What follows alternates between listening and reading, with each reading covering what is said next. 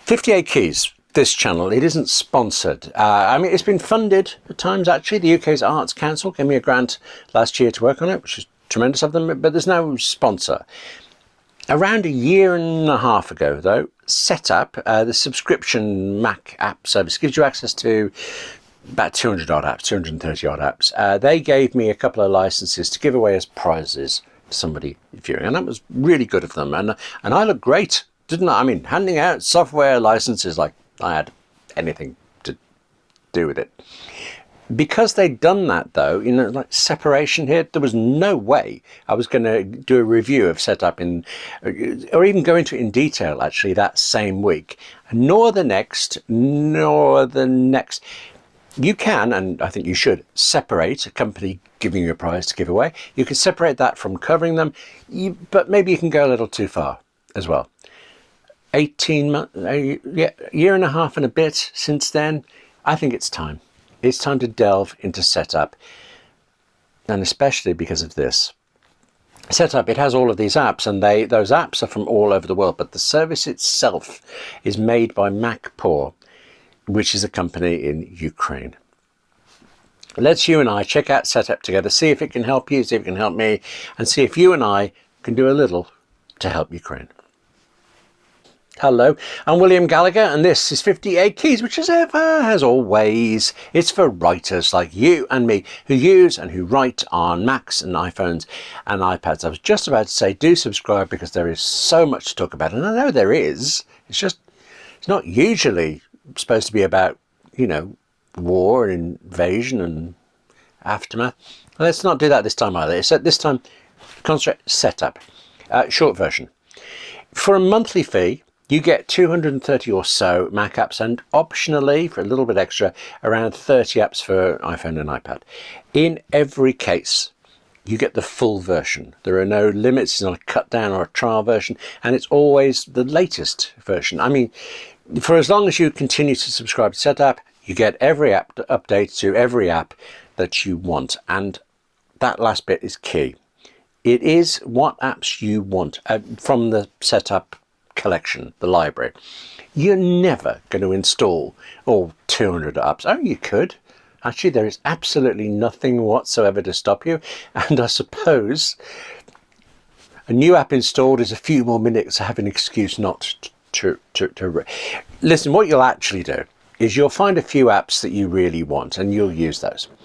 And then the next time you need to do something new, you'll get used to checking Setapp first, see if there's an app that's already there that can help you with whatever it is. And if there is such an app, you just click the button and then you get on with using it. No extra fee, no further fee. I do still prefer buying apps to keep forever, one-time purchase, to not have to keep subscribing to them or to some sort of services. But there are also apps that I might use once a year, maybe once every 2 years. And with Setapp, I can just get them when I want without paying anything extra. Get them, use them, chuck them away. I don't have to think about, have I got the latest version, for example, or any of that. It all comes down to what apps there are in Setapp and which apps there are that are specifically good for you. Let me give you what I think is one good example. Ulysses. It's a writing app, and actually I used to practically live in Ulysses. I have moved to different ones, but that's me and what I'm writing. It's not a single reflection on Ulysses. And if you want to write in Ulysses yourself today, you have two choices. You can go to the company's own website, ulysses.app, and you can subscribe there for $5.99 per month or $50 per year. Or, alternatively, you could join Setapp and pay from $9.99 per month, or about $108 per year, to get exactly the same app. Okay, small chance that you may at this moment be thinking $108 per year is slightly more than $50 per year. You'd be right. But for that $9.99 a month to Setapp, you get Ulysses and about 230 other apps. It only takes one or two more apps, and then the Setapp version of the price for Ulysses becomes a bargain. So, first thing to do, go straight to setapp.com. Click on the All Apps thing in the list to the left, then scroll down through the promotional examples, I think they're called, to the list of all apps, except, yeah, it isn't all apps. Yes, have a look at those if you like, but quicker and easier, I think. Scroll right to the bottom, click where it again says show all, and now you can go up and down the list and see absolutely everything. Take a look. I offer that it's a good idea to make a list as you go. Be organized, see what it all. As I went through all the apps, I did it. I wrote down the ones I already had, the ones that I definitely wanted, the ones that I was, okay, could be interested, and also which ones I'd used before. And I don't honestly 100% know what my thinking was there. I mean, maybe it's just these are apps in Setapp that I knew, and as it happens, I liked them all. I mean, they're not ones I was still using, but maybe they're ones that I could. So yeah, I made the list anyway. With all of these lists, I ended up with 13 that I definitely wanted, but that did turn out to include 6 that I already owned. So I could have just taken those off this, could have removed those, left myself with the 7 different ones that I definitely want. But some of them, like Dew, for example, I've had for so many years, and I know there have been significant updates that I just haven't got. So I kind of left them on the list, made a note. Under the heading of interested, I found about 20. And years before, why am I listing these at all? I had another 13. So for me, I mean, this is just one writer. Your mileage has to vary. But that, for me, that was a kind of somewhere around 45 apps, Mac apps that are of use or potentially, strongly potentially of use. As I say, all Mac apps though, but then there are also these extra 30-ish iOS apps, 28 I think it is. Only 2 of those happen to be of interest to me, and not actually that much interest. The iOS collection Setapp is small, quite new. It's not a persuasive set yet, but hopefully it's growing. Or rather, it's not persuasive by itself. If you add it all together, then out of iOS and Mac, I got 45 to 47 apps that were of interest to me, and I think that's enough to make me subscribe. But Setapp also gives you, if you've not used it before, gives you a free 7-day trial. So you can just dig in and try out those apps properly. When you do that, this is how it works for a Mac app. Launch Setapp on your Mac. Search for an app or a type of app, read about what's available, click install on one of them, get on with it, off you pop. For iOS apps, it's a little more involved. Again, on the Mac, you launch Setapp. You click in this category, available for iOS. You pick an app you want. Setapp shows you a QR code. Scan that on your iPhone. Scan the code, and then the iOS app is installed. Fine. Once it's installed, you then scan a second QR code within Setapp, and that unlocks the full app. That's actually not, does that sound straightforward? I was going to say it's not as straightforward as it sounds. Yeah, it's slightly muddy. If I do this on my iPhone, for example, but then also want to do it with the same app on my iPad, sometimes it was just fine. Other times I wasn't quite sure whether I'd unlocked the app on both devices. And then there's this is important. There are Mac apps that are within Setapp that do come with companion iOS apps, but only the Mac one is in Setapp. I'm thinking mainly here of BusyCal and Busy Contacts. They're not the calendar and contact apps that I use, but they are very good. And if you get them, well, you tend to want them on all of you. You want your calendar with you everywhere, your contacts with you everywhere, and you don't get that with Setapp. You have to separately buy the iOS apps. So there are little grey areas like this to look out for, but in the main, I think that the job is to see what apps there are for you, and then go through downloading whatever you want through the trial and pummel them, really work them out. When you do this, I think I have an idea of what you're going to find. You're going to find this. I do think, by the way, that Setapp is better than, there's bundle offers that crop up on email and sites sometimes where there might be one good app and an awful lot of filler. Setapp, it has some filler apps, it has some padding. It is better, but it has some of these, and it has repetition.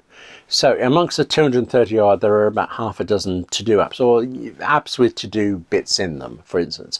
There are also, I'd say, about 5 clearly writing apps, but I'm actually with Setapp on that one because you can't get enough writing apps, and you know this too.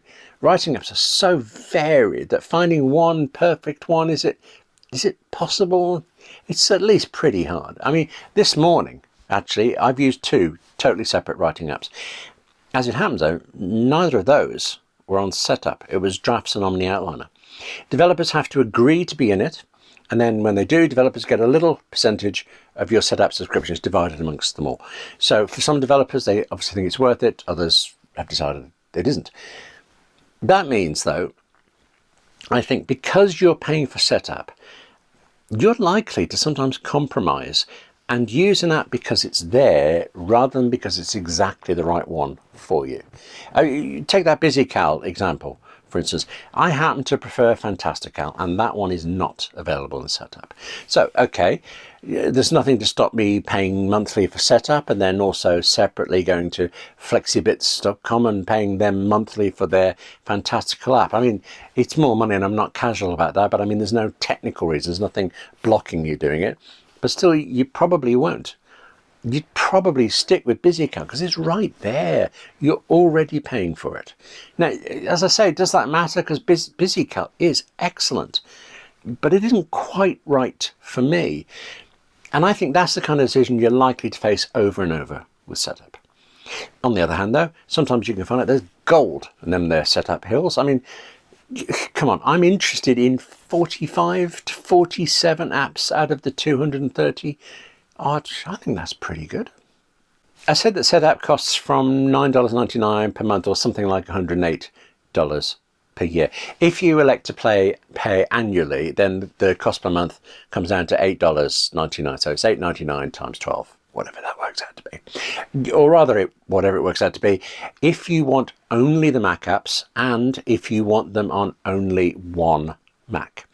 If you want one Mac and all of your iOS devices, depending on how many you've got, then it's $12.49 per month or $11.24 monthly if you pay annually. If you want to use it on more than one Mac, well, you get the iOS as well, but it costs $14.99 per month or $13.49 for the. It's 10% off if you pay annually. I think that's what it works out as. That bigger fee, the $14.99, gets you all of the iOS apps, fine, and use on up to 4 Macs. Good. I imagine the reasoning is that it's pretty common for writers to have a Mac and an iPhone and maybe an iPad. I write on both my Office Mac Mini here and my MacBook Pro, plus the iPhone, plus the iPad. So for me, it has to be the $14.99 per month. Yeah, no, here's the thing. I am paying $14.99 per month to Setapp, but I only started doing that pretty recently. I mean, because Setapp is made by a Ukraine company, and I wanted to do something. I like the people in this company, and it's a little something I could do. I do know Setapp very well, though. I wouldn't be recommending it to you on the basis of a week's use or something. I had a press account, like a free account for it, because I kept reviewing it for places. I think I had that for around 2 years. When that ended, 9 months ago, 12 months ago, I kept meaning to sign up for myself as an individual, and I kept not getting around to it. I do think that has to tell you that, for me, the collection of apps, it's not overwhelmingly compelling. It's very nice. And there are tools I missed right away. One of them, though, I just went out and bought it. TextSoap, incidentally. It's a little utility app. You can use it when you're writing text that's going to go on a website, fixes some problems. You and I, we should do 58 Keys talking about that. For now, I'm glad I'm back using the whole set of Setapp apps now, but we will see how long I stick with it. Because ultimately, it's always down to what apps are useful to you, and that changes over time. As long as there continue to be a couple, or preferably a few, apps in Setapp that you need, that you use, then it's a real great bargain. That's it for this edition of 58 Keys. Thank you very much for watching. Now, take care of yourself, hey? Write more, and I'll see you soon.